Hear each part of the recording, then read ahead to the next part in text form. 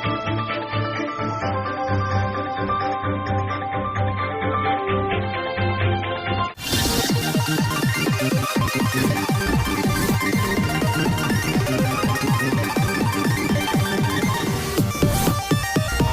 बंधुगण मुझे स्वागत करुच्ची मो यूट्यूब चैनल को देवगढ़िया सिकुन ब्लॉग्स। आपण मैंने देखिपे एक छोट ग्राम अच्छी मो आपण सामने। तो ये आसूची देवगढ़ डिस्ट्रिक्ट बारकोट ब्लॉक रो गुलाबंद पंचायत रो 11 नंबर वार्ड देखिपे ये घर रू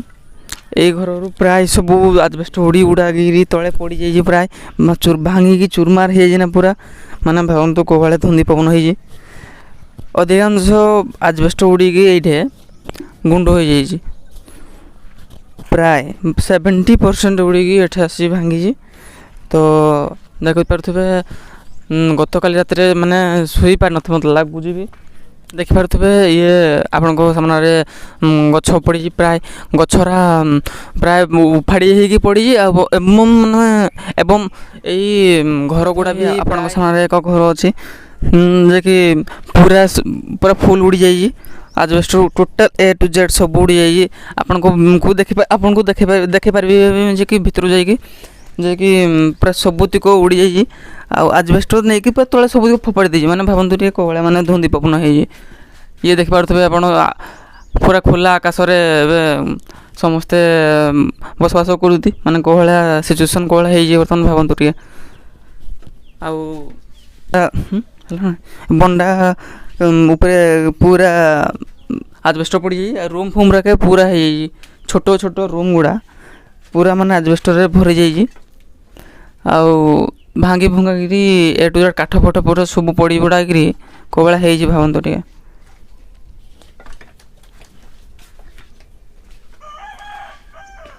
आपण मैंने देखिपे